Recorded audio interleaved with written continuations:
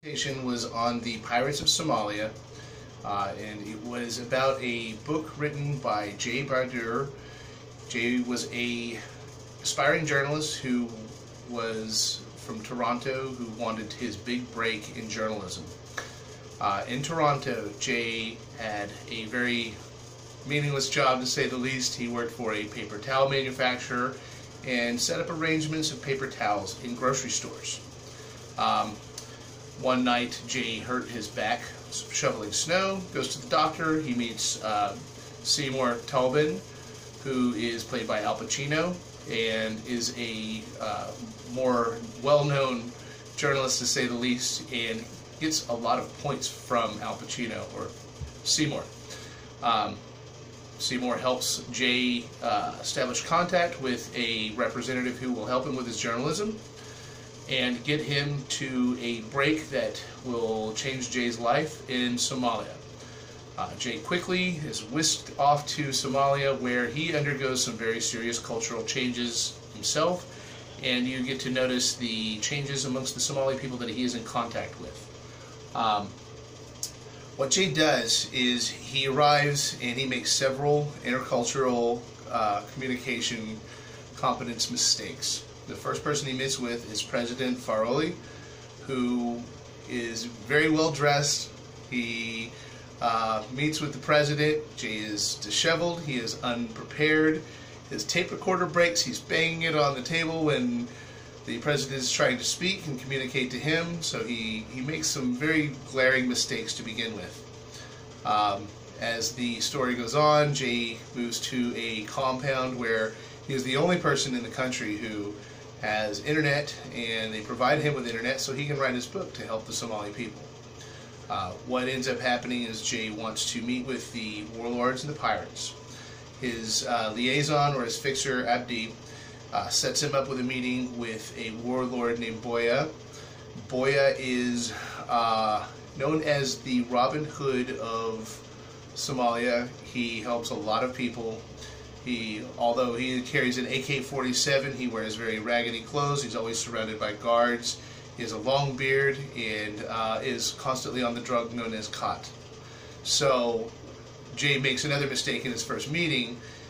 He arrives wearing a Toronto Blue Jays shirt, and he didn't bring any khat, and that is something that he should have known ahead of time. The conversation revolves completely around the Blue Jay shirt, yet Jay doesn't understand that it is common practice to give a gift when meeting a person like this.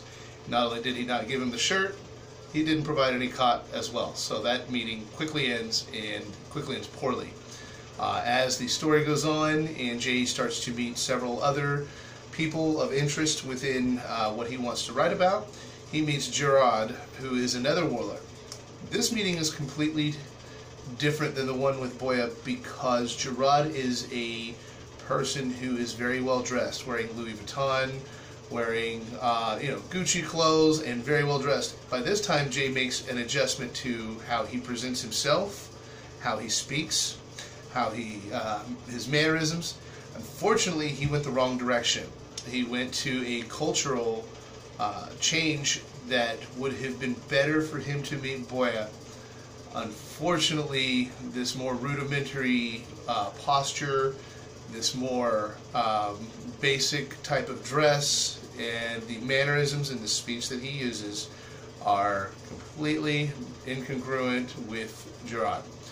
The meeting did not go well with Gerard, to say the least. So it ends up poorly for Jay in that regard. Now, as the story continues to go on, you'll be more commonly recognized from the movie Captain Phillips with Tom Hanks. The Maersk, Alabama was taken, hijacked, and the sailors on board were taken hostage. Things start to get very scary for Jay. As he goes through, he doesn't realize he's in peril. He doesn't recognize the world around him as dangerous as it is.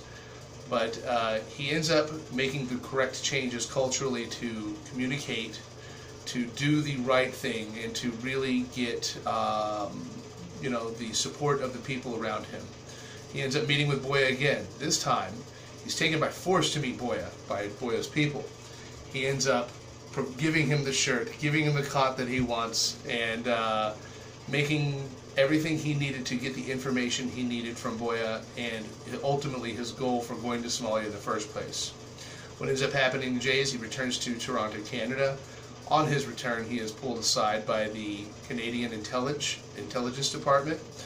They know nothing about Somalia and really want the information from Jay that will help them with diplomatic relations with Somalia.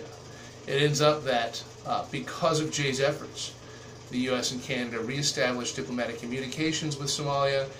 As Jay explained, these aren't a warrior people. These are a people who are just in a fledgling democracy.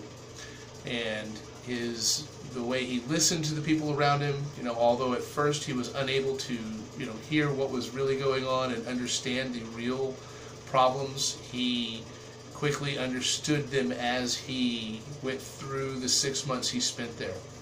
So in this story, it turned out very well that the U.S. and Canada reestablished diplomatic communications with Somalia.